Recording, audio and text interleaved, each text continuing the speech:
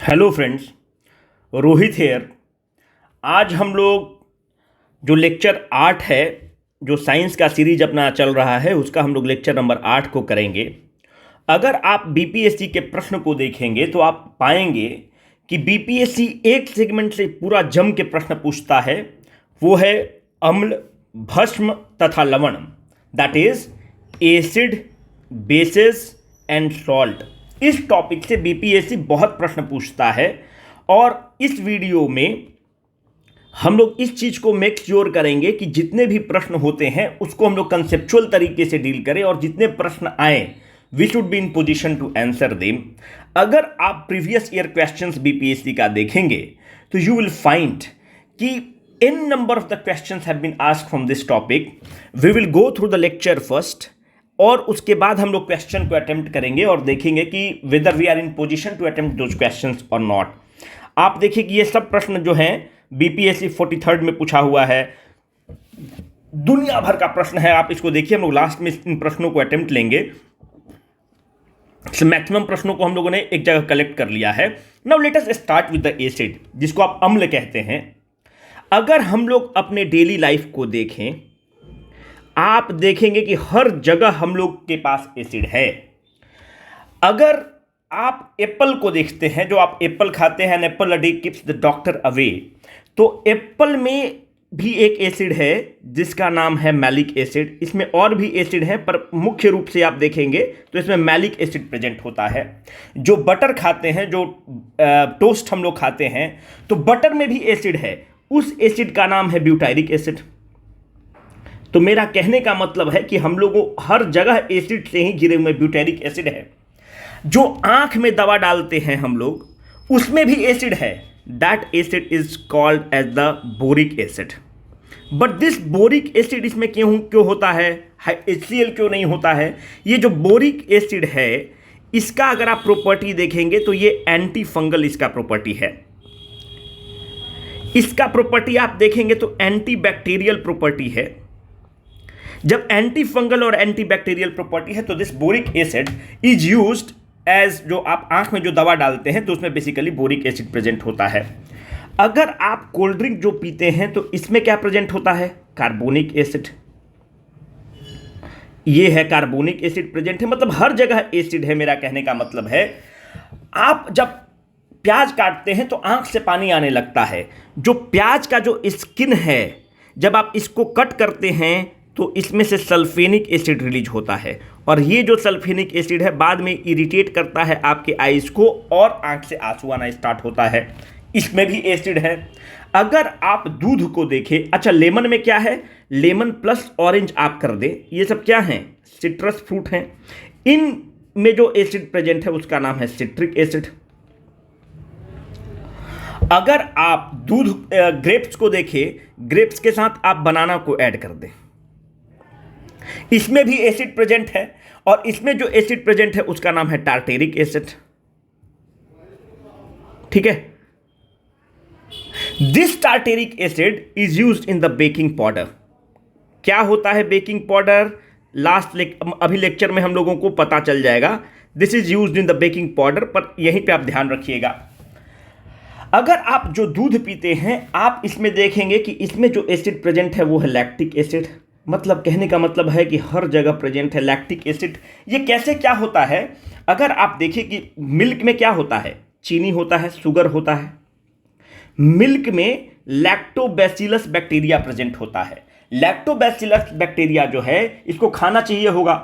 इसको खाना कहां से मिलेगा? मिल्क में जो शुगर है इस पर यह अटैक करेगा। मिल्क के शुगर को अटैक करेगा अपने एनर्जी को एक्सट्रैक्ट करने के लिए, और इस दरमियान एक बाई प्रोडक्ट का निर्माण होगा। जो बाई प्रोडक्ट क्या है? वो बाई प्रोडक्ट आपका लैक्टिक एसिड है। और ये लैक्टिक एसिड जो बाई प्रोडक्ट के रूप में रिलीज होता है, यही जो मिल्क को खट्टा बना देता है। जो हम लोग बोलते हैं कि दूध फट गया, जो दूध फटा है, that is because of the lactic acid formation. The lactic acid formation has been done by lactobacillus bacteria, which is present in the milk, which attacked on the sugar present in the milk to extract its energy, and in the turn as a byproduct the lactic acid was produced, and that lactic acid made the milk खट्टा, और आप बोलते हैं कि दूध फट गया, है ना। कहने का मतलब है कि अगर आप टमाटोज को देखते हैं, इसमें भी एक एसिड प्रेजेंट होता है। इस एसिड का नाम है ऑक्जेलिक एसिड। इसमें देखिए और भी एसिड प्रेजेंट होते हैं। अगर कोई कमेंट बॉक्स में अब ये मत बोलिएगा कि ऑक्जेलिक के साथ ये भी एसिड प्रेजेंट है, पर मुख्य रूप से ऑक्जेलिक एसिड प्रेजेंट होता है। और यहां पर मैं आपको बताते चलूं कि this oxalic acid is used in photography. कैसे कहां कहां यूज होता है बाद में आपको पता चलेगा, पर चूंकि अभी बता रहे हैं तो साथ में कवर कर देना ज़्यादा आसान रहेगा, क्योंकि स्टेट पीसीएस में फैक्ट भी पूछता है। अगर आप विनेगर को देखें, जो विनेगर आप देखते होंगे कि दूध को फाड़ने में इस्तेमाल होता है, या तो नींबू डाल दीजिए, उसमें सिट्रिक एसिड होता है, वो दूध को फाड़ देता है और आप पनीर बना लेते हैं, या आप देखते हैं कि विनेगर डाला जाता है। दिस विनेगर में क्या प्रेजेंट होता है, इसमें भी एसिड प्रेजेंट है। उस एसिड का नाम है एसिटिक एसिड। देखिए एग्जाम में क्या होता है कि आपको कंफ्यूज कर दिया जाता है, यहां पर एक और नाम दे देगा एस्कॉर्बिक एसिड। ठीक है, ascorbic acid. Don't get confuse my dear friends. Ascorbic acid is different from the acetic acid. Ascorbic acid is what? Ascorbic acid is vitamin C. ठीक है, जिसके चलते स्कर्वी होता है डिफिशियंसी में, हमने पहले आपको बता रखा है विटामिन वाले लेक्चर में। So the acid which is present in the vinegar is acetic acid, not ascorbic acid. Let's be very clear. But the point is how this acetic acid is there. देखिए उसमें क्या होता है कि इसमें कैसे ये बनता है, अगर हम लोग देख ले कि इथेनॉल आप ले लेते हैं। इथेनॉल कहां से आएगा? शुगर केन जूस वगैरह से आएगा। इस इथेनॉल में आप फर्मेंटेशन इसको आप अलाउ करते हैं। जब इसका फर्मेंटेशन होता है, इथेनॉल का fermentation, ethanol sugar cane juice से आ जा रहा है, जब इसका फर्मेंटेशन होता है, फर्मेंटेशन कौन करेगा? इसमें एसिटिक एसिड बैक्टीरिया रहेगा। ठीक है, एसिटिक एसिड बैक्टीरिया इसको फर्मेंट कर देगा और आपको विनेगर का फॉर्मेशन होगा जिसमें एसिटिक एसिड प्रेजेंट होता है। मेरा कहने का मतलब यह है कि आप जितने भी चीजों को देख रहे हैं, you are surrounded by the acids and you don't know. Now the question boils down to what is an acid and what is a base. देखिए एग्जाम के लिए हम लोगों के लिए बहुत महत्वपूर्ण नहीं है। हम लोगों को इन चीज़ों के वो क्लास 10th वाले डिफिनेशंस में नहीं जाएंगे। हम लोग यहाँ पे केमिस्ट्री में मास्टर्स नहीं करने वाले हैं। हम लोग अपने एग्जाम पॉइंट ऑफ व्यू से पढ़ने वाले हैं कि एग्जाम में हमारा क्या चाहिए, उसके हिसाब से पढ़ेंगे। As per our need, acid is that thing जो पानी में डिजॉल्व करने के बाद H+ आयन देगा। ठीक है, बेस हमारे लिए वो चीज है जो पानी में डिजॉल्व करने के बाद OH- आयन देगा। दैट्स इट, हमारे लिए बस इतना ही है। प्रश्न इस एरिया से नहीं आता है। Don't delve into the nitty gritty. अब आप इसका अपवाद निकालने लगिए, इसका अपवाद निकालने लगिए। BPSC doesn't touch on that area. BPSC का प्रश्न होता है यही सब कि इसमें कौन एसिड है, इसमें कौन एसिड है, इसमें कौन एसिड है। This nitty-gritty is for the masters in chemistry, not for us. हमारे लिए अगर मैं बोलता हूं कि सोडियम हाइड्रोक्साइड क्या है, इसमें क्या है, पानी में टूटेगा तो Na+OH- OH हो गया, बेस है।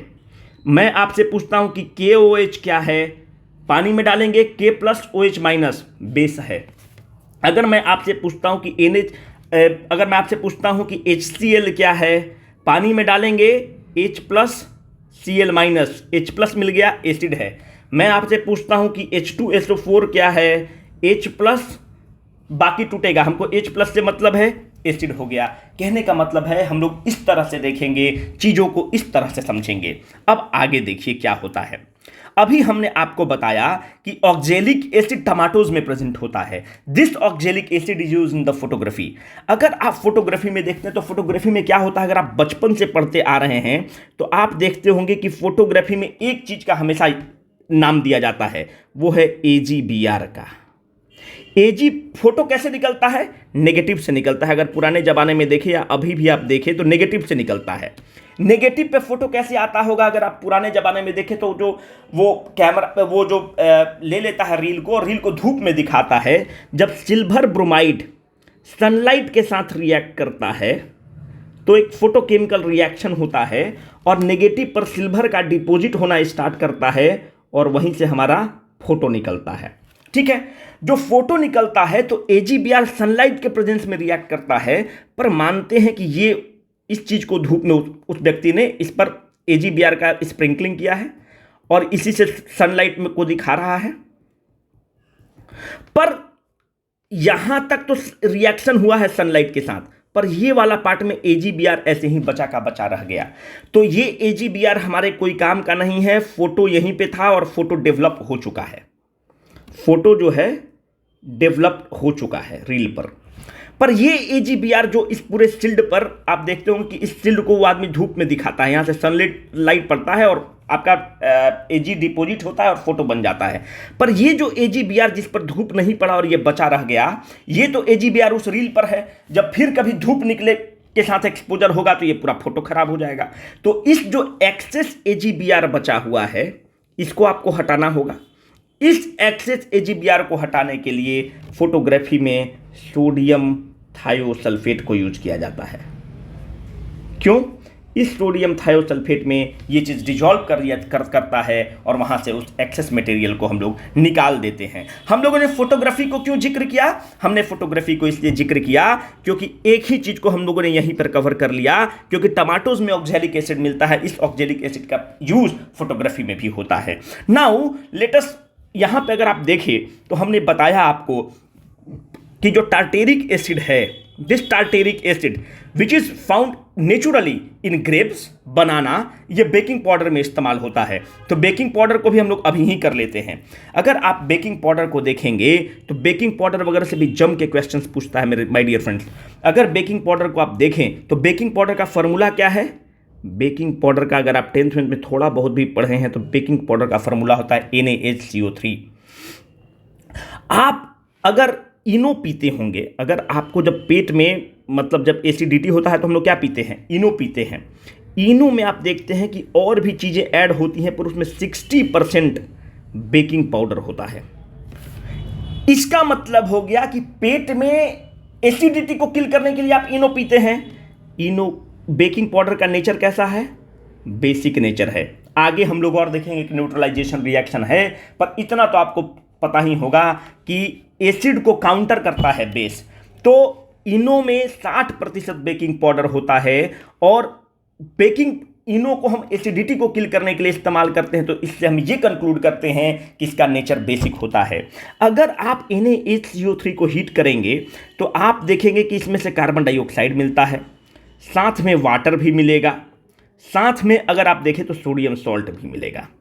मैं इस इक्वेशन को बैलेंस नहीं कर रहा हूं, I am not balancing, we are not into that.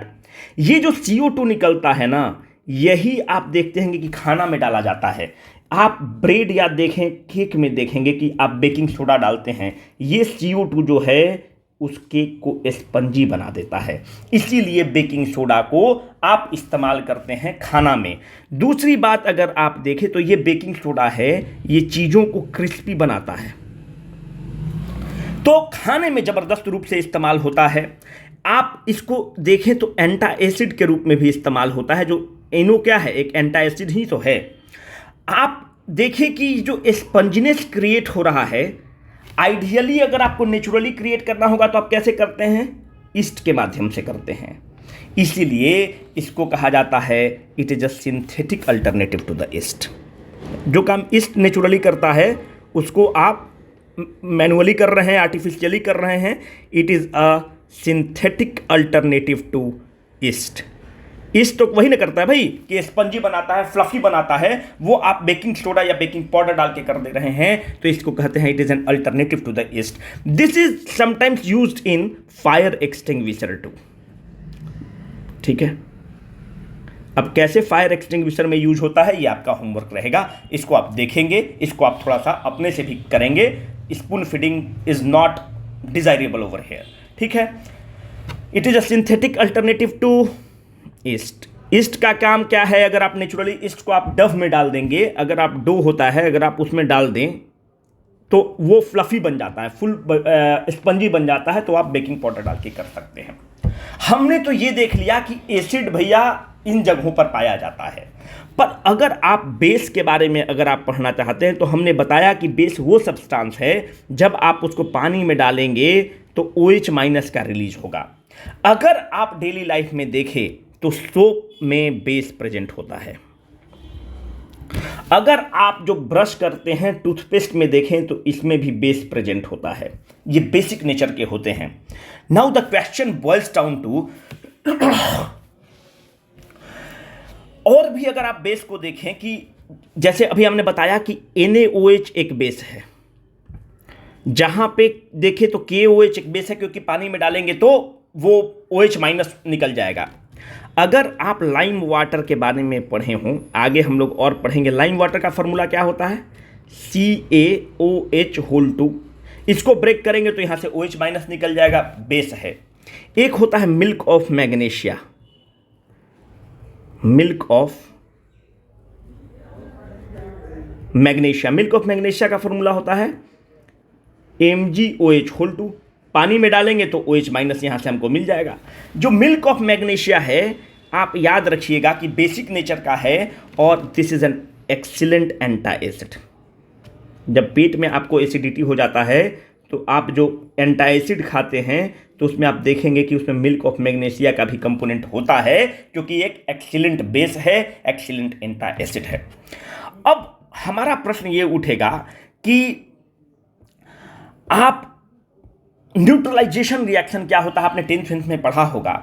जब भी आप एक एसिड को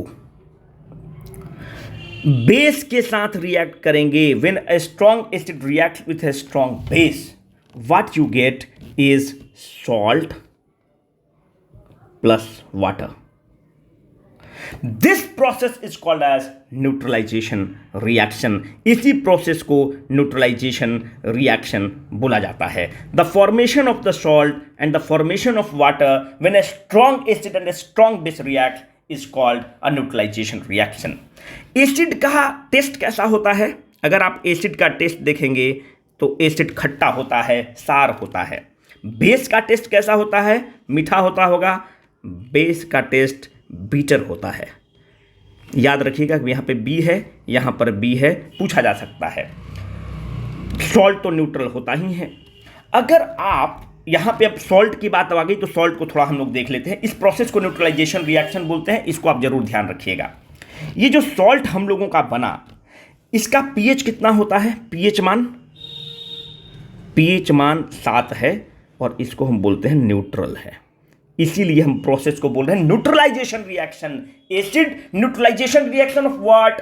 the neutralization reaction where the sour taste of the acid is neutralized by the bitter taste of the base, और vice versa the bitter taste, कड़वा taste of the base is neutralized by the sour और the खट्टा taste of the acid and we get salt.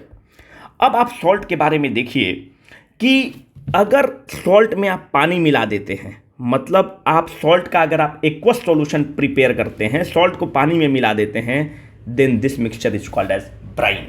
ये भी एक important term है, कभी भी आपको एग्जाम में पूछ सकता है, better be prepared.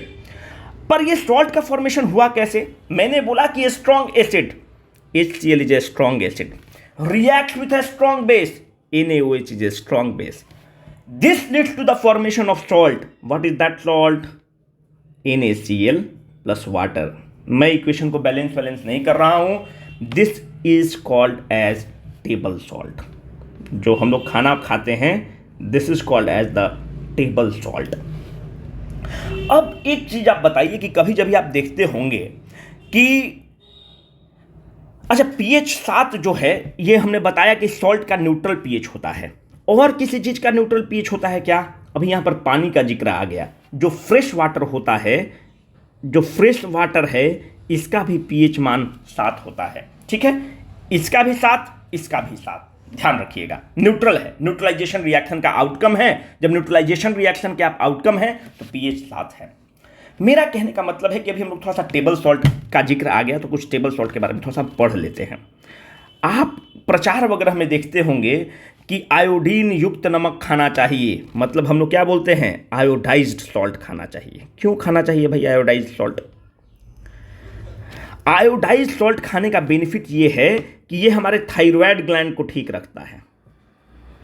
Thyroid gland की समस्या यूजुअली मुख्य रूप से लड़कियों में पाया जाता है। थायराइड का समस्या, जो थायराइड ग्लैंड को जब ठीक रखता है तो हमें एक डिजीज से फाइट करने में हेल्प करता है जिसका नाम है ग्वाइटर। अगर आप हिंदी में बोलो तो इसको कहते हैं घेंघा। तो घेंघा से फाइट करने में आयोडीन युक्त सॉल्ट हम लोगों को मदद करता है। पर ये आयोडीन युक्त सॉल्ट बनता कैसे है? ये जो नॉर्मल सॉल्ट है जो आपको मिला, ये सॉल्ट कैसे प्रिपेयर हो जाता है नेचुरली? आप समुद्र के पानी को लीजिए, सी वाटर को लीजिए, उसको आप इवापोरेट कर दीजिए, उसमें से जो सॉल्ट बचेगा, जो रिमेनिंग सॉल्ट है, वही तो NaCl है। This is way you get naturally, this is the way you get chemically. Artificial रूप से आपको ऐसे मिलता है सॉल्ट। पर आयोडीन युक्त सॉल्ट कैसे बनता है? इस सॉल्ट में आपने क्या किया कि कुछ चीजें स्प्रिंकल किया। क्या इसी सॉल्ट में आपने क्या स्प्रिंकल किया? आपने सोडियम या पोटेशियम, आपने पोटेशियम आयोडाइड या सोडियम आयोडाइड को इसी सॉल्ट में स्प्रिंकल कर दिया और ये इसके साथ बहुत अच्छे से मिक्स हो जाता है। और जो फाइनल आउटकम बनता है, उसको आप कहते हैं आयोडाइज्ड सॉल्ट और fortified salt, that is the fortification of iodine has been done. So when you sprinkle the potassium or the sodium iodide on a table salt, you get a fortified salt or you get a iodized salt. Hope I made my point very clear. Now the question is, this neutralization reaction जो आपने पढ़ा, ये तो यार इसका कोई मजा है क्या? इसका कुछ आपको फील नहीं आया होगा। There is no feel of this. ठीक है भैया, आपने बोला कि एसिड जो है बेस से रिएक्ट किया, हमको सॉल्ट मिल गया और पानी मिल गया, इसका कोई फील आपको नहीं आया होगा। अब आप देखिए, फील लीजिए। आप घर पे हैं, आप बच्चा पे, अगर आप बच्चे होंगे तो आपको याद होगा कि आपको मधुमक्खी काट दिया। जब मधुमक्खी काटता है तो वहां पे देखते हैं कि पूरा लाल हो जाता है और फूल जाता है। आप दौड़ के अपनी मम्मी के पास गए। मम्मी क्या की कि घर में बेकिंग पाउडर पड़ा रहता है, बेकिंग सोडा आपको मम्मी तुरंत हाथ पर लगा दी। बचपन में आप अगर आप ध्यान पड़ा हो तो आपको बेकिंग सोडा माता जी ने लगा दिया और ये जो जलन था ये आपका कम हो गया और ये जो फूल रहा था वो बंद हो गया। क्यों? ये जो बी है, जब आपको काटा तो आपके स्किन पर एक एसिड का सेक्रेशन किया, उस एसिड का नाम है फॉर्मिक एसिड। फॉर्मिक एसिड एक इरिटेटिंग एसिड है जो हमारे स्किन को इचिंग करना स्टार्ट कर देगा। ठीक है, इचिंग करना आपको स्टार्ट कर दिया। उस चीज को न्यूट्रलाइज करना होगा। कैसे न्यूट्रलाइज करेंगे? एक बेस के साथ न्यूट्रलाइज करेंगे। न्यूट्रलाइजेशन तो वही होगा कि इसके प्रॉपर्टी को किल कौन करेगा? एक उसका अपोजिट आदमी किल करेगा, बेस किल करेगा। हमने आपको बताया कि baking soda basic in nature है, इनो में बेकिंग सोडा रहता है। अब देखिए, एसिड और बेस रिएक्ट करेगा तो क्या बनेगा? सॉल्ट बन जाएगा। तो कहने का मतलब है उसका जो फॉर्मिक एसिड का जो इचिंग टेंडेंसी है उसको बेकिंग सोडा ने न्यूट्रलाइज कर दिया और आपका इचिंग खत्म हो गया और आपको लगा कि मम्मी ने जादू कर दिया, है ना। अब आप एक चीज और देखिए, which acid it puts on the skin, that answer is the formic acid. एक चीज आप और देखिए कि जो टूथपेस्ट हम लोग यूज करते हैं, हमने अभी आपको ऊपर बताया कि टूथपेस्ट का नेचर क्या है? बेसिक नेचर है। क्यों बेसिक नेचर है दोस्त? Why it is basic in the nature? अगर आप देखें कि हम लोग खाना खाए, जब हम लोग खाना खाए तो मुंह में क्या है? बैक्टीरिया अवेलेबल है। बैक्टीरिया क्या किया कि हमने रोटी खाया या हमने चीनी खाया तो उसमें क्या है? शुगर है। बैक्टीरिया को जिंदा रहना है। बैक्टीरिया कहां से खाना लेगा? वो जैसे आप मुंह में खाना लिए, उस पर खाना पे आपके साथ वो बैक्टीरिया अटैक कर दिया। जब बैक्टीरिया अटैक किया तो शुगर को तोड़ना स्टार्ट किया। जब शुगर को तोड़ना स्टार्ट किया तो बाई प्रोडक्ट के रूप में मुंह में एसिड का सिक्रीशन हो गया। जैसे हमने आपको बताया कि लैक्टोबैसिलस अटैक करता है मिल्क के शुगर पर, उसको तोड़ के बाई प्रोडक्ट के रूप में लैक्टिक एसिड बना देता है। तो जो आपका माउथ है उसका इन्वायरमेंट क्या कर दिया? ये बैक्टीरिया एसिडिक इन्वायरमेंट कर दिया। अगर आप देखें, आपका दांत में क्या है? इनामेल है। इनामेल क्या है? Hardest known substance of the body है। इनामेल किस चीज से बना होता है? कैल्शियम फॉस्फेट से बना होता है। ये इनामल का दिक्कत क्या है कि अगर ये 5.6 इन्वायरमेंट से पीएच जो होता है, आप 7 को न्यूट्रल बोलते हैं, 7 के ऊपर बेसिक बोलते हैं, 7 के नीचे एसिडिक बोलते हैं। अगर इनामेल को 5.6 पीएच से नीचे के इन्वायरमेंट में अगर ये रहता है तो इसका डीमिनरलाइजेशन होना स्टार्ट होता है। डीमिनरलाइजेशन का मतलब होता है ये गलना स्टार्ट कर देता है। इसीलिए आप देखते हैं कि अगर मुंह में इन्वायरमेंट एसिडिक है, इसको न्यूट्रलाइज करने के लिए क्या आपको इस्तेमाल करना पड़ेगा? एक बेस को इस्तेमाल करना पड़ेगा, तो प्रोडक्ट आपका न्यूट्रल हो जाएगा, एसिडिक इन्वायरमेंट किल हो जाएगा। इसीलिए टूथपेस्ट बेसिक इन नेचर होता है, क्योंकि जो मुंह के अंदर जो एसिडिटी क्रिएट हुआ है बैक्टीरिया के action on the sugar items of the food, उसको न्यूट्रलाइज करने के लिए। इसीलिए कहा जाता है कि ब्रश जो है दिन में भले मत करो पर रात में जरूर करो। क्यों? आप रात में खाना खाकर सो गए हैं, आपका मुंह में आपने चीज़ों को च्यू किया है, तो मुंह में कुछ ना कुछ शुगर आइटम तो बचा ही हुआ है। उस शुगर आइटम पर रात भर बैक्टीरिया काम करेगा और अपना खाना बनाएगा। जब खाना बनाएगा तो मुंह के अंदर कंडीशन कैसा बन गया? एसिडिक। आप देखते हैं कि उस व्यक्ति के दांत में सेंसेशन होना स्टार्ट करता है। डॉक्टर बोलता है कि आपका इनामेल झड़ रहा है। Enamel is the hardest known substance. पर रात में जब आप 7 घंटा सोए तो आपका मुंह के अंदर इतना बैक्टीरिया एसिडिक कर दिया कि इनामेल डिकम्पोज और डिमिनरलाइज होना स्टार्ट कर दिया, और जिसके चलते आपका दांत में सेंसिटिविटी होना स्टार्ट हो गया। इसीलिए बच्चों को आप देखते होंगे कि उनका दांत में वो जो कीड़ा लग जाता है, झड़ जाता है। क्यों? वो तो ब्रश व्रश करते नहीं है। छोटे बच्चे, उनको ब्रश करना नहीं है और दिन भर उनको दूध पीना है। जब दूध पिएंगे तो उसमें ऑलरेडी शुगर है, उस पर बैक्टीरिया काम करता है, ब्रश व्रश करते नहीं है, तो उनका देखते हैं कि दांत जो है डिके करना स्टार्ट करता है। This is the whole logic. इसीलिए दिन में ब्रश करिए या मत करिए, रात में ब्रश जरूर करिए, क्योंकि आपका एसिडिक इन्वायरमेंट को जब आप ब्रश करेंगे तो जो एसिडिक इन्वायरमेंट है टूथपेस्ट के इस्तेमाल से वो न्यूट्रलाइज हो जाएगा और आपका इनामेल बच जाएगा, जो बुढ़ापा में आपको बहुत काम देगा। अगर दांत खराब हो गया तो बुढ़ापा में बहुत दिक्कत है। अब हम लोग कुछ थोड़ा सा एसिडिटी और बेसिक चीज़ के बारे में देखेंगे। अभी हमने एसिडिटी और बेसिक चीज़ों के बारे में बताया। जो पीएच वैल्यू जो 7 होता है, इसको आप कहते हैं न्यूट्रल सॉल्यूशन है। अगर 7 के ऊपर है मतलब 8 है, 9 है, 10 है, 11 है, ये सॉल्यूशन बेसिक है। अगर पीएच 7 से कम है, उस सॉल्यूशन को कहते हैं एसिडिक है। मेरा एक चीज़ आपसे ये पूछना है कि आप देखते होंगे या बचपन से पढ़ते आ रहे हैं कि पीएच 0 से 14 के बीच में होता है। क्यों नहीं 20 होता है? क्यों नहीं 25 होता है? क्यों नहीं -3 होता है? देखिए, हम लोगों ने सब चीज़ का पीएच कैलकुलेट करके एक्सपेरिमेंटली हम लोगों ने प्लॉट किया। जब हम लोग प्लॉट किए तो मैक्सिमम सब सब्सटेंस का पीएच जो है 0 से 14 के बीच में ही आ गया। तो क्यों ही हम 15 का स्केल बनाएं, क्यों ही 20 का स्केल बनाएं? जितने भी सब्सटेंस हैं उनका पीएच इसी रेंज में फॉलो करता है, 0 से 14 के रूप में। इसीलिए अपना जो रेंज है 0 से 14 है और कोई रीजन नहीं है। अगर आप पीएच का फॉर्मूला देखें तो पीएच का जो फॉर्मूला होता है वो होता है -log H+। H+ is the concentration of the H ion, जो हमने आपको बता रखा है। अब देखिए, ये स्केल क्या है? लॉगरिथमिक स्केल है। लॉगरिथमिक स्केल में क्या है? बेस 10 है। अगर आप थोड़ा सा भी मैथ पढ़े हो 10th में तो एक होता है एलेन स्केल। एलेन का मतलब होता है log to the base E। यहां पर log to the base 10 है। अगर कोई चीज का pH 8 है और एक चीज का pH 7 है, इस 10 बेस के चलते ये जो 8 वाला जो है ये 7 से 10 गुना ज़्यादा बेसिक है। ठीक है।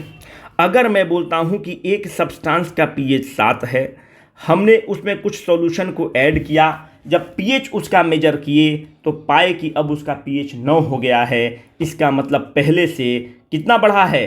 +2। आप 10 का स्क्वायर कर लीजिए, इसका मतलब ये इससे 100 गुना बेसिक है। अगर मैं कहता हूं कि उसका पीएच बढ़कर 10 हो गया है, मतलब कितना से इंक्रीज किया है? +3 से, मतलब 10³ मतलब उससे 1000 गुना ज़्यादा बेसिक हो गया है। यही hold good for the acidic environment. अगर मानते हैं कि कोई चीज़ का पीएच एसिडिटी 3 है, अगर उसका हमने ऐड किया ऐसा और अब देख रहे हैं कि उसकी एसिडिटी 1 हो गई है, मतलब 2 का अंतर हुआ है, मतलब एक वाला सॉल्यूशन जो है पहले की तुलना में 100 गुना एसिडिक है। मतलब जितना का अंतर होगा, ये जो बेस है उस पे उसका स्क्वायर कर दीजिएगा। अगर मानते हैं कि पहले पीएच 5 था, अब पीएच घट के मानते हैं कि 2 हो गया, तो 3 से pH घटा है, मतलब ये 1000 गुना ज़्यादा एसिडिक है। इस चीज़ को ध्यान रखिएगा। इस तरह के प्रश्न आपसे पूछे जा सकते हैं और ये सब प्रश्न जो हैं चवन्नी भर के प्रश्न होंगे अगर आपको चीज़ों को समझा हुआ है तो। अब एक चीज़, चूंकि हम लोग अभी एसिडिटी के बारे में पढ़ रहे हैं, तो अच्छा होगा कि हम लोग एसिड देखिए चीज़ों को रिलेट करके ही पढ़ लिया जाए। जब हम एसिड बेस और सॉल्ट के बारे में पढ़ रहे हैं तो साथ साथ एसिड रेन को भी कवर कर लिया जाए। एसिड रेन क्या है? देखिए ये टॉपिक बहुत इंपॉर्टेंट है। एक टॉपिक इसलिए इंपॉर्टेंट है कि इसमें एक जनरल कन्फ्यूज़न होता है। अभी हमने आपको बताया कि पानी का पीएच क्या है, जो पानी है, जो प्योर वाटर है, उसका पीएच 7 है। मतलब पानी ना तो एसिडिक है ना ही बेसिक है।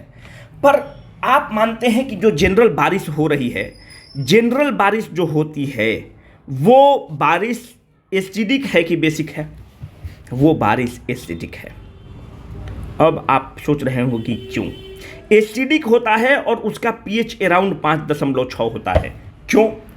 बारिश तो आसमान से हो रहा है, एटमॉस्फेयर से हो रहा है। एटमॉस्फेयर में CO2 प्रेजेंट होता है। ये जब CO2 पानी के साथ रिएक्ट करता है तो it leads to the formation of a weak carbonic acid. ठीक है, it leads to the formation of a weak carbonic acid.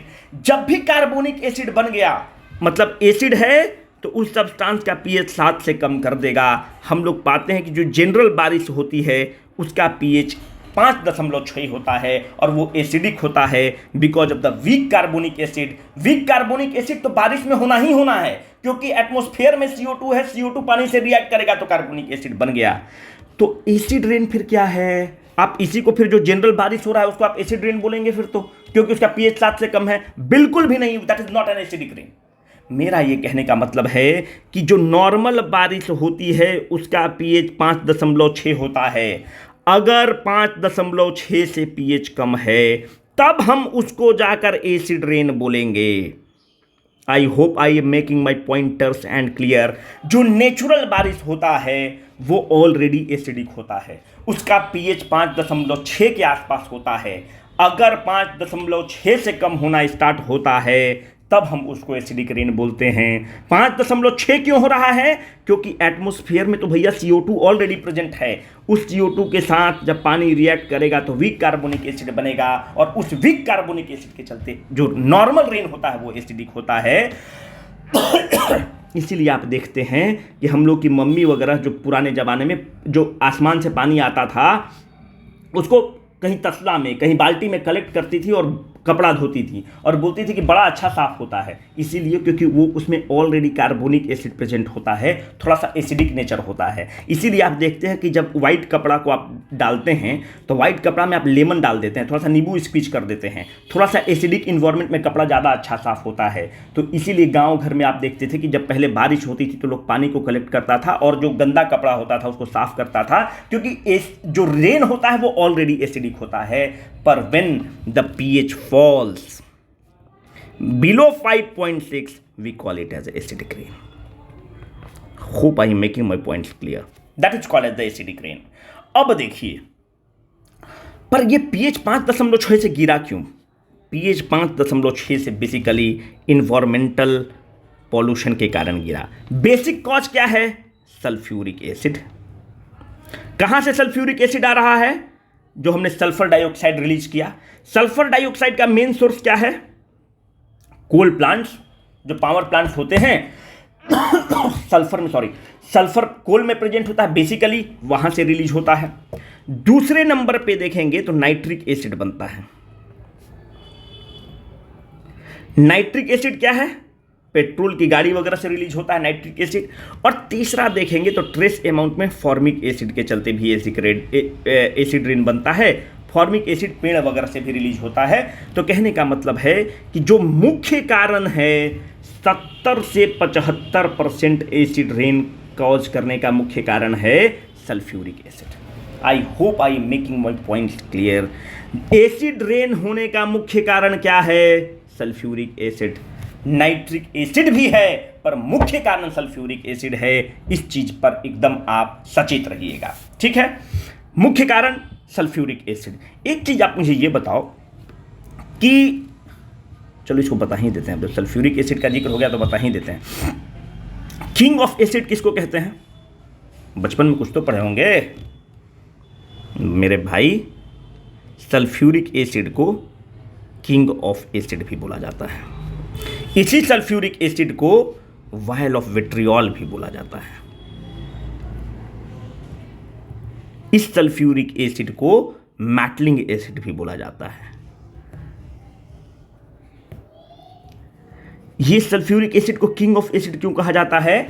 इस सल्फ्यूरिक एसिड को किंग ऑफ एसिड इसलिए कहा जाता है कि इसका यूज एक्सटेंसिव है, बहुत भयंकर यूज है। हर जगह आप इसका यूज देखेंगे। फर्टिलाइजर के फॉर्मेशन में इसका इस्तेमाल है, क्लीनिंग पर्पस में इसका इस्तेमाल है, मेटल के रिफाइनिंग में इसका इस्तेमाल है। आप इसका देखेंगे कि लेबोरेटरी में इसका इस्तेमाल है। इसका इतना जगह इस्तेमाल है कि it forms the basis of the it forms the backbone of the chemical industry. It forms the backbone of chemical industry. Since it forms the backbone of the chemical industry, it is called as the king of acids. It is called as the vial of vitriol, metallic acid, ये सब भी कहा जाता है। तो हमारा कहने का मतलब था, हम लोग थोड़ा सा टॉपिक से डाइवर्ट कर गए, पर ठीक है, थोड़ा सा जानकारी ज़्यादा रहेगा तो कोई दिक्कत नहीं है। जो सल्फ्यूरिक एसिड है, which is the outcome of the SOx. SOx क्या है? सल्फर डाइऑक्साइड है। This sulphur dioxide is basically release from the coal power plants. वहां से रिलीज होने के चलते आपको एसिड रेन बनता है। Let me reiterate this once again. Acid rain का मतलब कतई नहीं होता है कि पीएच 7 से कम, नॉर्मल, हाँ 7 से कम तो होता ही है। टू बी प्रोसाइज, जो नॉर्मल रेन होता है उसका पीएच 7 से कम होता है, 5.6 होता है। 5.6 से जब कम होता है तब आप एसिड रेन कहते हैं। मैं बार बार रट रहा हूँ, एग्जाम में गलत मत करिएगा, हाथ जोड़कर विनती है, क्योंकि जब आपको पता रहेगा तो आपके लिए सवाल 54 भर का है, जिसको नहीं पता है उसके लिए सवाल 58 भर का है ना। तो आप चाहें, मेरा प्रयास है कि आप 54 भर का सवाल समझ के एकदम नींद में मारो यार, ये सब इसमें कुछ है ही नहीं, एकदम नींद में मारना ये सब आंसर, कुछ है ही नहीं। जब समझ लिए हैं तो प्रॉब्लम क्या है। थोड़ा सा और हम लोग डिटेल में चलते हैं। जो एसिड को आप देखेंगे ना कि एसिड जो है पानी में सॉल्यूबल होता है। इसका टेस्ट कर लो यार। एक नींबू में अभी हमने क्या बताया था, नींबू में क्या है? सिट्रिक एसिड है ना भाई। आप एक ग्लास पानी में, नींबू पानी जो आप पीते हैं, आप देखते हैं कि पूरा मजे से घुल जाता है कि नहीं सिट्रिक एसिड। तो यहां से हम कंक्लूड कर लेते हैं कि एसिड पानी में सॉल्यूबल होता है, मामला हुआ खत्म। इसमें याद क्या करना है, नींबू घुल जाता है, नींबू में सिट्रिक एसिड है, पानी में घुल गया, so it is soluble in water। ठीक है, I hope I am making my points clear. Base are most of the base, मैं यहां पे लिखूंगा टू बी प्रिसाइज, नहीं तो सब हल्ला करने लगे कमेंट बॉक्स में। Most of the base are not soluble in water.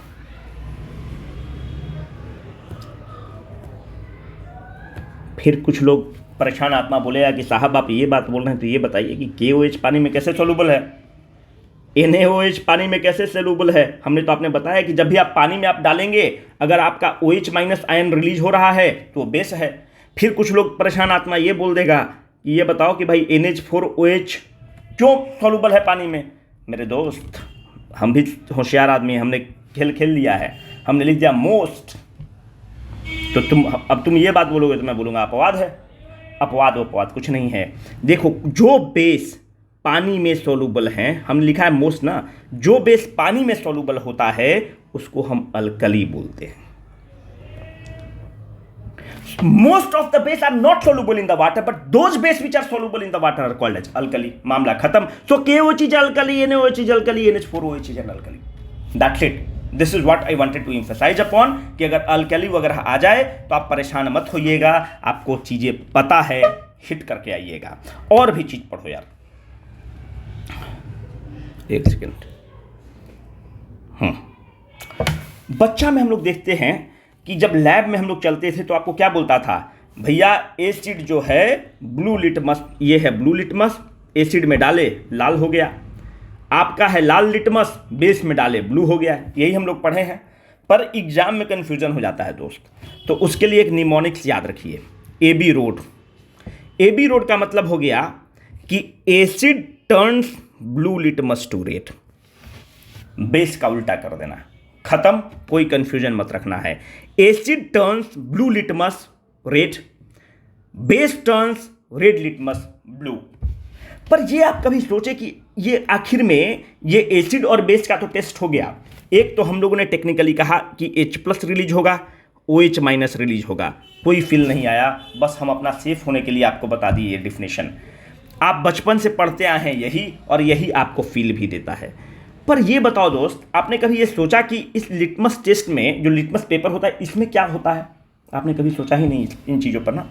देखिए, इस लिटमस जो है ना, ये it is made up of something called as lichens. This lichens और मॉसेज आपने इन्वायरमेंट में पढ़ा होगा। ये जो लीचेंस है ये नेचुरली ऑकरिंग सब्सटेंस है। So this litmus test is what? It is an indicator test, right? Indicator of what? Whether a substance is acid और बेस, इसी को इंडिकेट कर रहा है कलर चेंज से। But this litmus is made up of what? This litmus is made up of lichens. Lichens is naturally occurring indicator. आप देखिए कि लीचेंस इतने अच्छे इंडिकेटर हैं कि हमारे पुराने ज़माने में जब लोग हैं, जब बारिश होता था तो बता देता था कि मौसम खराब है कि नहीं। लीचेंस का क्या है कि it is very sensitive to environmental pollutant and that too sulphur. Acid rain में मुख्य कंपोनेंट क्या है मेरे दोस्त? 70 से 75% जो एसिड रेन है वो सल्फ्यूरिक एसिड के चलते हैं, मतलब सल्फर के चलते हैं। अगर लीचेंस पर सल्फर का प्रेजेंस होता था तो ये अपना कलर चेंज कर देता था। जब लीचेंस कलर चेंज किया, लोग समझ जाता था कि एसिड रेन हो रहा है। तो this lichens is a naturally organic substance, naturally occurring natural indicator which tells about the pollution. ठीक है, it tells about the pollution और the pollutants which are present in the atmosphere and predominantly sulphur. आप देखें कि और भी चीजें natural indicators हैं। लीचेंस जो लिटमस टेस्ट है, जो लिटमस टेस्ट होता है, जो लिटमस पेपर होता है वो लीचेंस से बना होता है। आप बचपन में स्कूल में देखते होंगे गुड़हल का फूल होता था, इसको आप सू फ्लावर भी बोलते हैं अंग्रेजी वाले। इसको हिंदी में हम लोग भाई गुड़हल का फूल बोलते हैं, आप लोग अंग्रेजी वाले सू फ्लावर इसको बोलते हैं। जो कॉन्वेंट स्कूल वाला है सब, गुड़हल का पेटल्स जो है, अगर आप इसको, ये क्या है? ये टर्मरिक है आपका, हल्दी। ये गुड़हल का पेटल्स है। ऊपर हमने लीचेंस बताया। This all are the example of natural indicators. This litmus paper is an example of artificial indicator. अगर गुड़हल का पेटल को एसिडिक सॉल्यूशन में रखोगे आप तो इसका कलर टर्न होके मैजेंटा हो जाता है। अगर इसको आप बेसिक इन्वायरमेंट में आप रखें तो इसका कलर जो चेंज होके ग्रीन हो जाता है। तो हमको पता चल गया कि वो चीज़ एसिड है कि बेस है। अगर आप हल्दी के केस में देखें तो हल्दी को जब आप एसिडिक इन्वायरमेंट में रखेंगे तो नो चेंज इन कलर होता है, पर अगर हल्दी को बेसिक इन्वायरमेंट में रखते हैं तो इसका कलर चेंज होके रेड हो जाता है। तो कहने का मतलब है it is also an example of natural indicator for acid and bases. अब आप एक चीज और देखिए, एग्जाम में कभी कभी फेनोप्थलीन के बारे में पूछ लेता है कि जो फेनोप्थलीन क्या है। ये नेचुरल इंडिकेटर नहीं है मेरे दोस्त, ये आर्टिफिशियल इंडिकेटर है। फेनोप्थलीन का कलर क्या है? फेनोप्थलीन अपने तो कलरलेस होता है, एकदम फीका होता है, इस पर रंग ही नहीं होता है। पर जब फेनोप्थलीन को आप एसिड के साथ रिएक्ट करते हैं, जब फेनोप्थलीन को आप एसिड में डालते हैं तो इसका कोई चेंज कलर नहीं होता है, मतलब कलरलेस है तो कलरलेस ही रह जाता है। पर जब इसको आप बेस के साथ डालते हैं तो इसका कलर चेंज होके कलरलेस से पिंक हो जाता है। तो ये भी एक एसिड और बेस का इंडिकेटर है। अब आगे बढ़िए। एक है एक्वा रेजिया। अगर आप एक्वा रेजिया देखिए तो एक्वा रेजिया का ये पानी है, इसमें आपने गोल्ड का बिस्किट डाल दिया। जब गोल्ड का आपने बिस्किट डाला तो आप देखिए कि ये गोल्ड इसमें डिजॉल्व करना स्टार्ट कर दिया है। एक्वा रेजिया के बारे में मैं आपको नहीं बताऊंगा। एक्वा रेजिया के बारे में मैंने पिछले लेक्चर्स में बता दिया है। इसमें 3 mole of the concentrated HCl होता है, 1 mole of the concentrated HNO3 होता है, and this leads to the formation of something called as royal water, जिसका नाम होता है aqua regia.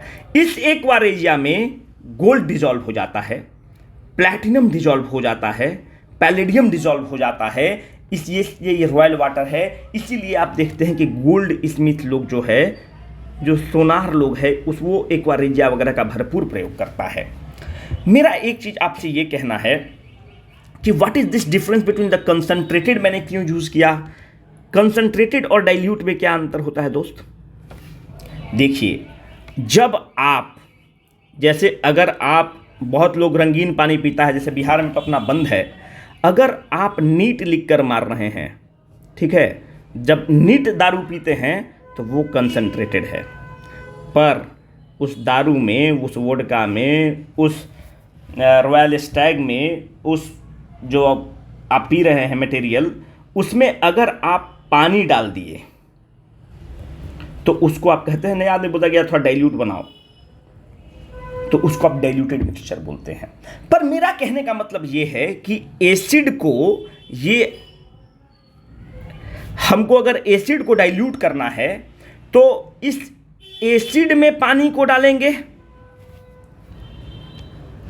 Acid into water डालेंगे, या वाटर में एसिड को डालेंगे।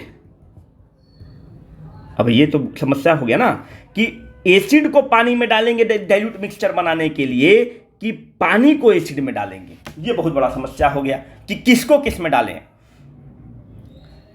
आप देखिए, आप एसिड को पानी में डालिएगा,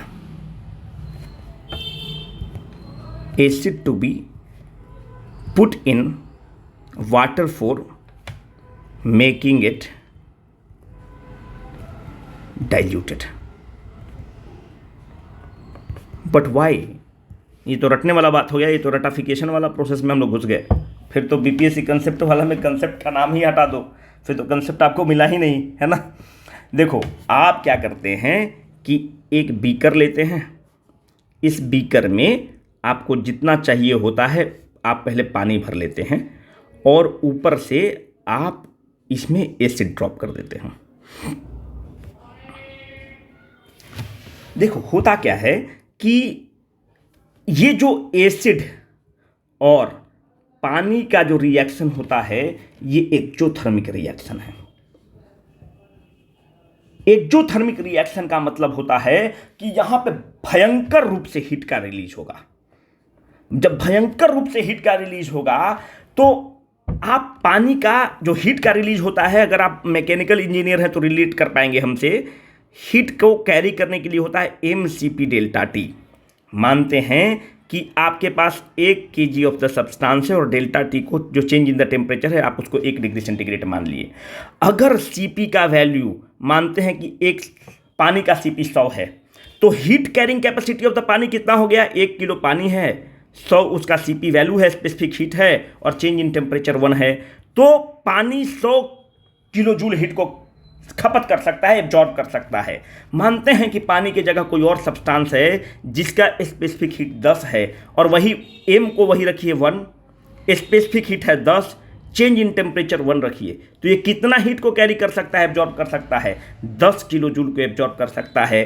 पानी 100 किलो जूल को एब्जॉर्ब कर सकता है।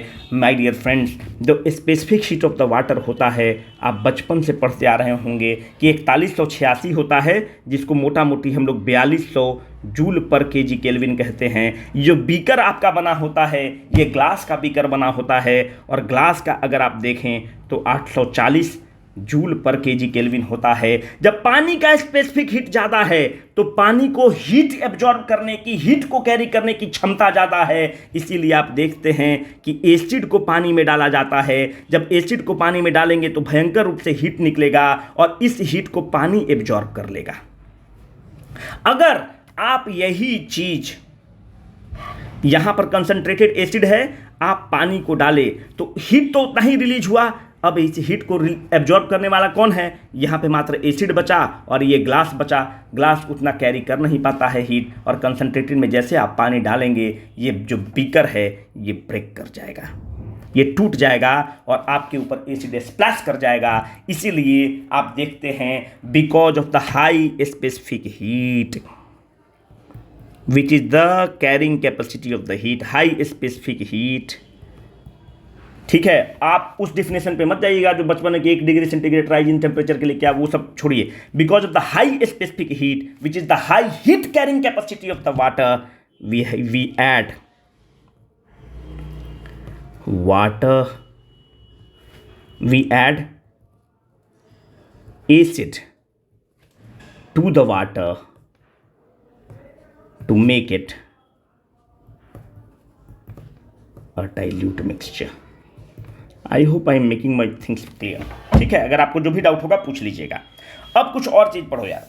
ब्लीचिंग पाउडर वगैरह जो है ना बीपीएससी का फेवरेट एरिया है।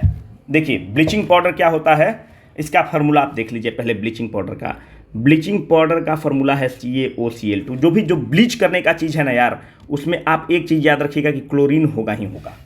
इसका फार्मूला है CaOCl2। इसको कहते हैं, अगर आप नाम अगर देखें तो इसको हम लोग कहते हैं कैल्शियम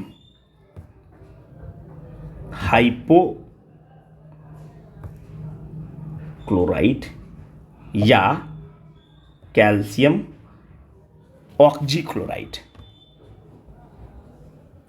ठीक है, इसका नेचर क्या है, ऑक्सीडाइजिंग है। अगर ब्लीचिंग हो रहा है तो ऑक्सीडाइजिंग नेचर का है। इसका रंग कैसा है, अगर आप ब्लीचिंग पाउडर को देखे होंगे तो जनरली इसका रंग जो है वो है सफ़ेद, पर with passage of the time या कॉमर्शियल यूज में देखते हैं कि थोड़ा सा पेल होके ये येलोइश कलर का हो जाता है।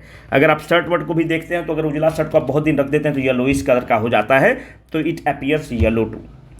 इसका सॉल्युबिलिटी देखेंगे तो सॉल्युबिलिटी पानी में बहुत सॉल्युबल नहीं है, नॉट दैट सॉल्युबल।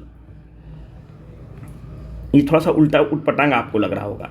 पानी में सॉल्युबल भी है, जैसे अगर आप बेकर में चॉक को डालेंगे तो चॉक जो खल्ली होता है जो हम लोग पहले पढ़ते थे बोर्ड वगैरह पे, तो देखिए कि थोड़ा सा दुधिया कलर का बनता है पर नीचे कुछ कुछ डिपोजिट भी हो जाता है। तो ऐसा नहीं है कि chalk is not soluble in the water, it is soluble in water, पर अप टू एन एक्सटेंट, बहुत सॉल्युबल नहीं है।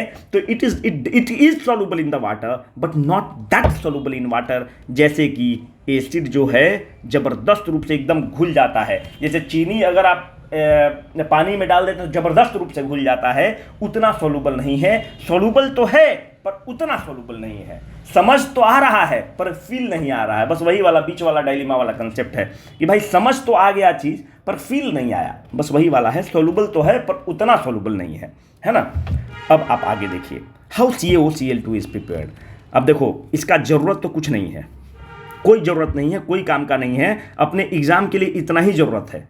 ठीक है, पर कुछ परेशान आत्मा है उसको मज़ा नहीं आएगा, उसको आज खाना नहीं पचेगा कि अगर वो जब तक ये नहीं पढ़ेगा कि CaOCl2 बना कैसे। देख मेरे दोस्त, CaO स्लेक्ट लाइम है, इसको ड्राई स्लेक्ट लाइम भी बोलते हैं।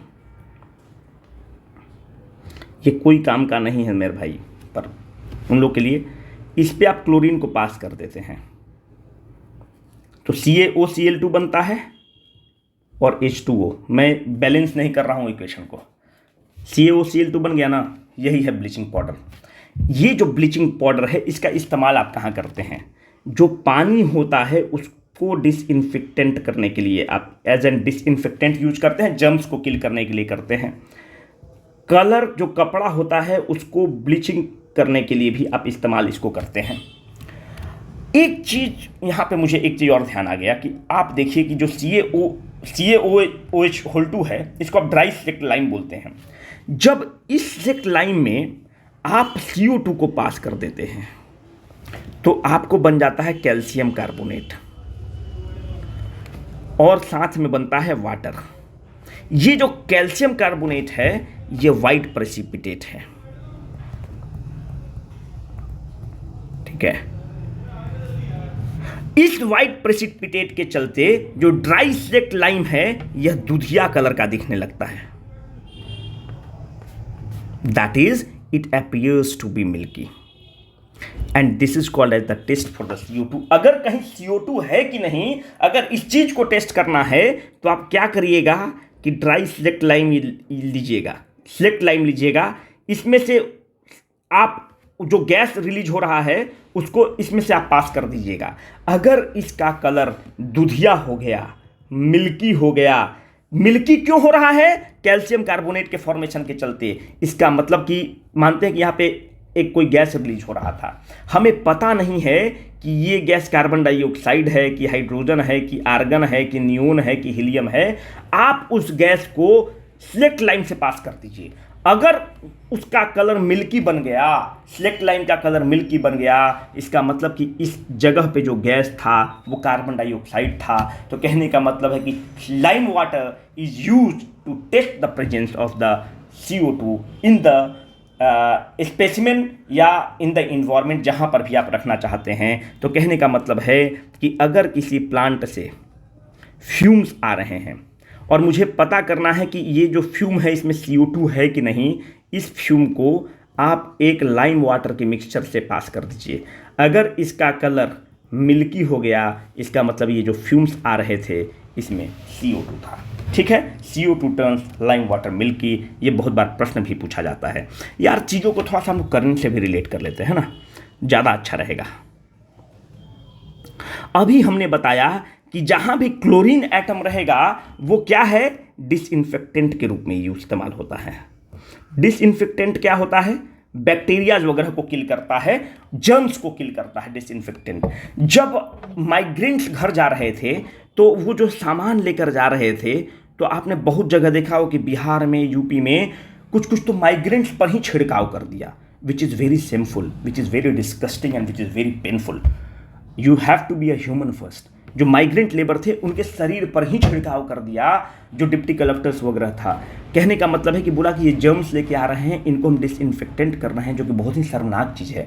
जो कंपाउंड वहाँ पर इस्तेमाल हो रहा था उस कंपाउंड का नाम था सोडियम हाइपोक्लोराइड। अभी हमने आपको क्या बताया, कैल्शियम हाइपोक्लोराइड। ठीक है, कैल्शियम के जगह सोडियम हाइपोक्लोराइड इस्तेमाल हो रहा है। हाइपोक्लोराइड इज इंपॉर्टेंट क्योंकि यहां पे हमने बताया कि जो भी क्लोरीन है ये जो है डिसइंफेक्टेंट के रूप में काम करता है और ये ब्लीचिंग एजेंट भी होता है। इस क्लोरीन के चलते ब्लीचिंग एजेंट आता है। तो अगर मानते हैं आपसे एग्जाम में पूछ लेता है कि जो माइग्रेंट वर्कर्स थे उन पर कौन से केमिकल को इस्तेमाल किया गया डिसइंफेक्टेंट करने के लिए, तो it was sodium hypochloride, not the bleaching powder, not the normal CaOCl2। पर फिर भी अगर आप एग्जाम में ऑप्शंस रहें तो मान लीजिएगा कि जहां पर भी हाइपोक्लोराइड है, क्यों, Cl2 जो है यही इस्तेमाल होता है डिसइंफेक्टेंट को के रूप में किल करने के लिए, तो उस ऑप्शन को आप टिक करिएगा। ये जो सॉल्ट हो सकता है, कैल्शियम हो सकता है, पोटेशियम हो सकता है, सोडियम हो सकता है, कुछ भी हो सकता है। तो आप चीज़ों को रिलेट कर लीजिएगा। अब हम लोग चलते हैं, थोड़ा सा वॉशिंग सोडा के बारे में भी पढ़ लीजिए। वॉशिंग सोडा के भी बारे में खूब पूछता है। वॉशिंग सोडा क्या है, this NaHCO3 is what, sorry, this NaHCO3 is baking soda. Solvay process के द्वारा इसको जब आप हीट वगैरह करेंगे तो आपको Na2CO3 मिलता है। This is called as soda ash. इसको आप सोडा एस बोलते हैं। इसको आप एनहाइड्रस फॉर्म में होता है और यही जो सोडा एस बनता है जब इसको आप पानी के साथ ऐड कर देते हैं, जब 10 मॉलिक्यूल्स ऑफ वाटर इसमें आप ऐड कर देते हैं, then this is called as washing soda. तो वॉशिंग सोडा का फॉर्मूला हो गया Na2CO3.10H2O. This is called as the washing soda and this is very important for us. This 10 water जो आप ऐड कर रहे हैं इसको आप वाटर ऑफ क्रिस्टलाइजेशन बोलते हैं। What is this water of crystallization? It is the number of the water molecule attached to the one formula unit. What is my formula unit over here? It is Na2CO3। इसमें आपने 10 molecule of water को add कर दिया तो ये चीज washing soda बन गया। ये जो 10 मॉलिक्यूल ऑफ वाटर को आपने ऐड किया इसको आप वाटर ऑफ क्रिस्टलाइजेशन बोलते हैं। So washing soda is nothing but the 10 molecules of the water of the crystallization which is added to the soda ash. When the 10 molecules of the water of the crystallization is added to the soda ash, we get the washing soda. This has to be very clear. अब आप देखिए washing soda का nature क्या है, basic salt है। अब आप देखिए और वाटर ऑफ क्रिस्टलाइजेशन कहां हम लोग को मिलता है। अगर आप नीला थोटा को देखे हों, जो आप पहले देखते होंगे कि पहले नील डाला जाता था कपड़ों में, जो नीला थोटा अगर आप देखें इसको आप कहते हैं CuSO4.5H2O। कॉपर सल्फेट में कितने molecule of water of crystallisation है, 5 molecule of water of crystallisation add करते हैं तो आपको ब्लू विट्रियोल मिलता है, जिसको आप नीला थोटा बोलते हैं। अगर आप जिप्सम की बात करें तो this is the calcium sulphate. When the 2 molecules of the water of the crystallization is added to the calcium sulfate, we get a substance which is called as gypsum. अभी हमने वाशिंग सोडा के बारे में पढ़ा, तो आप देखिए कि वाशिंग सोडा का इस्तेमाल कहाँ कहाँ होता होगा। तो वाशिंग सोडा का पहला इस्तेमाल तो क्लीनिंग एजेंट में होगा, हमने जो आपको बताया वाशिंग सोडा नाम ही है वाशिंग सोडा। दूसरी बात है कि ये हार्डनेस ऑफ वाटर को हटाने में भी इस्तेमाल होता है। हार्डनेस ऑफ वाटर क्या होता है, पुराना वीडियो देख लीजिए सोप और डिटर्जेंट वाला, उसमें हमने बताया कि मैग्नीशियम और कैल्शियम के सॉल्ट होते हैं, उसको हटाने में इसका इस्तेमाल होता है वाशिंग सोडा का। This washing soda is also use to make a glass of borax. This washing soda is use to make glass, जो ग्लास बनता है उसमें वाशिंग सोडा का इस्तेमाल होता है। कोई कोई ग्लास आप देखते होंगे कि एकदम जो स्कॉर्पियो पे कुछ लफंदर को चल देखिएगा कि पूरे ब्लैक शीशा लगा के एकदम हॉर्न बजाते चलेगा, ब्लैक शीशा है। जो ब्लैक शीशा अगर आप पाना चाहते हैं तो इसमें आप जो फिल्टर यूज करते हैं उसका नाम है कोबाल्ट आयन को यूज कर लेते हैं।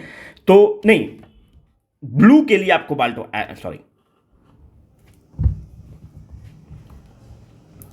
ब्लू के लिए आप कोबाल्ट आयन को यूज करेंगे। ये जो ब्लैक जो है, ब्लैक के लिए जो आप इस्तेमाल करते हैं या तो कॉपर का क्यूप्रिक ऑक्साइड इसमें इस्तेमाल करते हैं या निकेल ऑक्साइड इस्तेमाल करते हैं हम लोग।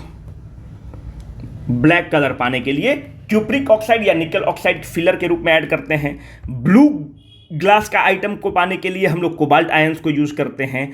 कुछ आप देखते हैं कि ब्लूइश ग्रीन टाइप का भी ग्लास होता है, जो आप टेबल वगैरह पे देखते होंगे, जो प्रिंसिपल्स वगैरह बैठा होता है, जो पेपर दबाने के लिए होता है, वो जो ग्लास का मटेरियल बना होता है और वो ब्लूइश ग्रीन टाइप का होता है। ये जो ब्लूइश ग्रीन टाइप के लिए जो ऐड होता है उसका नाम है फेरिक ऑक्साइड। बहुत इंपॉर्टेंट नहीं है पर ध्यान रखिएगा तो कोई दिक्कत नहीं है, पूछ सकता है। तो मेरा कहने का मतलब है कि मैं वाटर ऑफ क्रिस्टलाइजेशन बताना चाह रहा था कि अगर आप सोडा एस में 10 molecule of water of crystallisation add कर देते हैं तब आपको मिल जाता है वाशिंग सोडा। अगर कॉपर सल्फेट में 5 मॉलिक्यूल को ऐड करते हैं तो नीला थोटा। अगर जिप्सम पाने के लिए कैल्शियम सल्फेट में 2 molecule of water of crystallisation को आप ऐड कर देते हैं तो आपको जिप्सम मिल जाता है। अगर अब जिप्सम हमने बता दिया है तो अगर मैं आपको प्लास्टर ऑफ पेरिस नहीं बताऊं तो ये आपके साथ अन्याय है। क्या है प्लास्टर ऑफ पेरिस? ये जो जिप्सम है आपका, इसको आप 100 डिग्री सेंटीग्रेड पर हीट करना स्टार्ट करते हैं। 100 डिग्री सेंटीग्रेड मतलब क्या होता है? 373 केल्विन। देखिए अगर सेंटीग्रेड को केल्विन में बदलना है ना तो 273 को केवल ऐड कर दीजिए तो आपका बन जाएगा। अगर 100 डिग्री सेंटीग्रेड है तो इसमें 273 जोड़ दीजिए तो 373 केल्विन में के रूप में बदल गया। तो जिप्सम 100 डिग्री सेंटीग्रेड पे जब आप जिप्सम को हीट करेंगे तो जिप्सम में क्या है? CaSO4.2H2। जब हीट करेंगे तो क्या होगा यार? पानी इवापोरेट कर जाएगा। जब पानी इवापोरेट कर जाएगा तो CaSO4.12H2O मिल जाएगा। इसका मतलब हो गया कि ये हो गया आपको कैल्शियम सल्फेट हेमी। आज थोड़ा वीडियो बड़ा हो गया लेकिन बताना ही पड़ेगा, क्या ही कर सकते हैं, बड़ा टॉपिक है।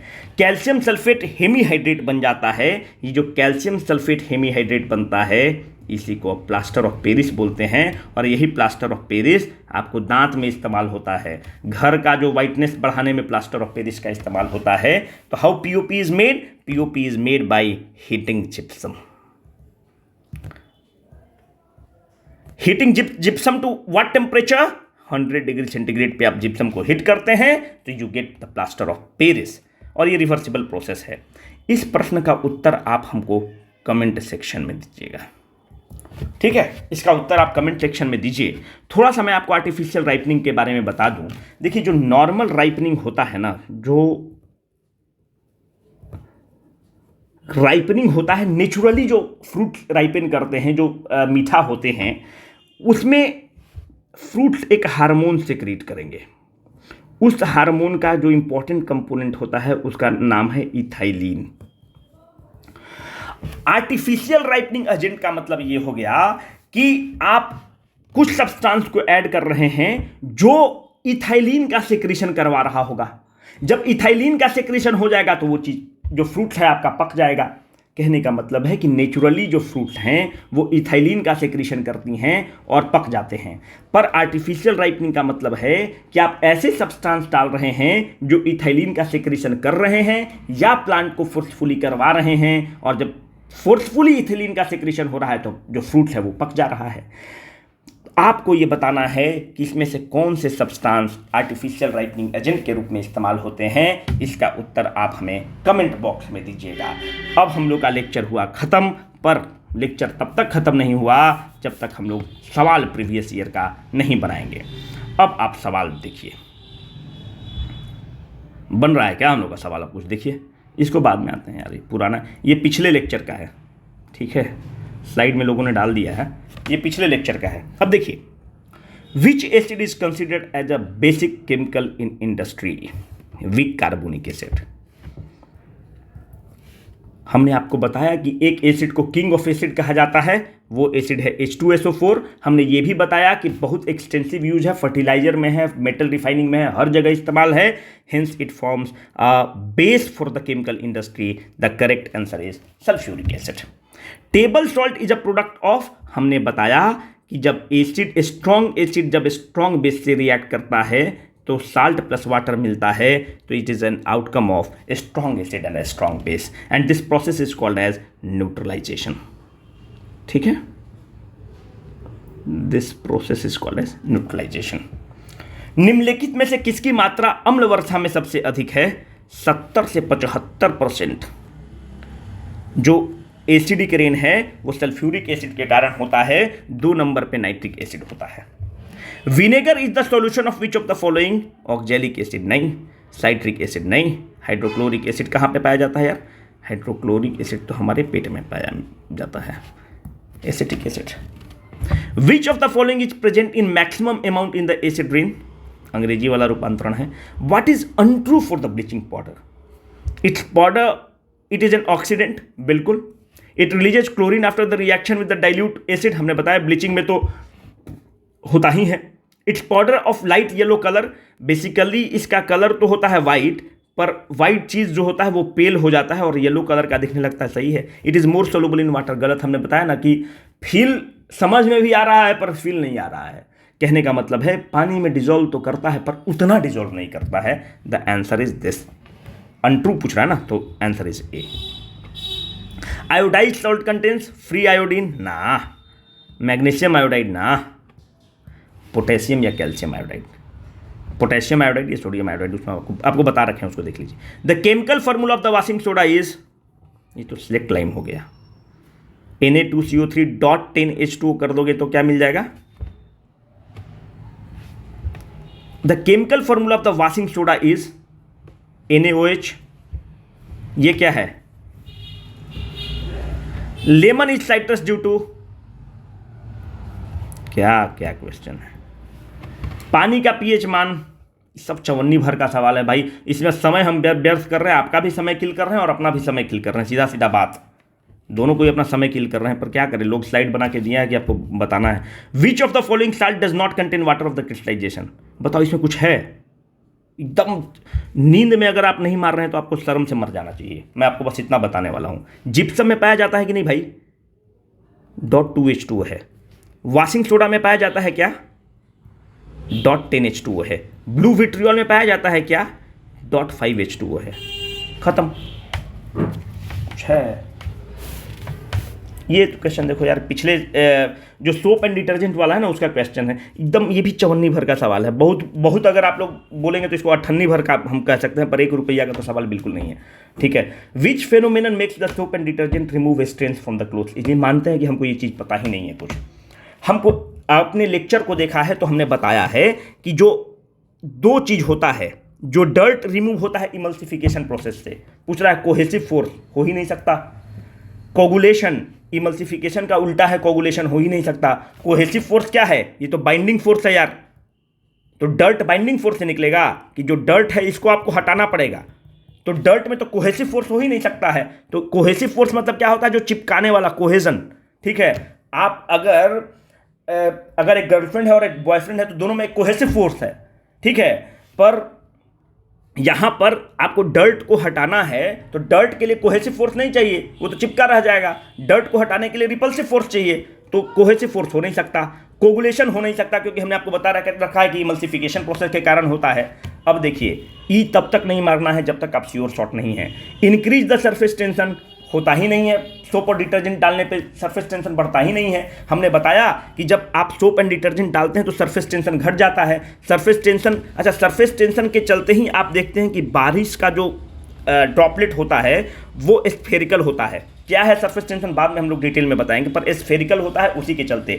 जो इंसेक्ट पानी पर चलता है वो भी सरफेस टेंशन के चलते होता है, वो मिनिमम एरिया को करने की कोशिश करता है। डिटेल में आएंगे। इंक्रीजिंग द सरफेस टेंशन हो ही नहीं सकता, हमने बता रखा है कि सोप एंड डिटर्जेंट में सरफेस टेंशन घटता है, तो सीधा आंसर हो गया surface tension, decrease in the surface tension. आप वीडियो के थ्रू मार सकते थे इस आंसर को। अब आप देखिए, अगर सरफेस टेंशन हाई है तो ये पानी में आपने क्लोथ्स को डाला हुआ है। अगर सरफेस टेंशन हाई है तो ये पानी तो डिटर्जेंट को अलाउ ही नहीं करेगा इंटर करने के लिए। सरफेस टेंशन क्या है, ये सरफेस पे अगर कोई मॉस्किटो इस पर तैर पा रहा है, ये सरफेस टेंशन के चलते कर रहा है। अगर सरफेस टेंशन कम रहेगा तो मॉस्किटो अंदर डूब जाएगा। अगर सरफेस टेंशन कम रहेगा डिटर्जेंट वगैरह के डालने के कारण, तो डिटर्जेंट अंदर घुस पाएगा। एक सरफेस टेंशन एक बैरियर के रूप में काम कर रहा है, तो ये सरफेस टेंशन कम रहेगा तो यहाँ से इनक्रोच करेगा सोप और डिटर्जेंट, और ये जो आपके कपड़े में जो डर्ट लगा हुआ है इसको इमल्सिफिकेशन प्रोसेस के थ्रू डर्ट और उसको रिमूव करेगा। इसीलिए सोप और detergent it allows, if the surface tension is less it will allow the soap and detergent to percolate inside.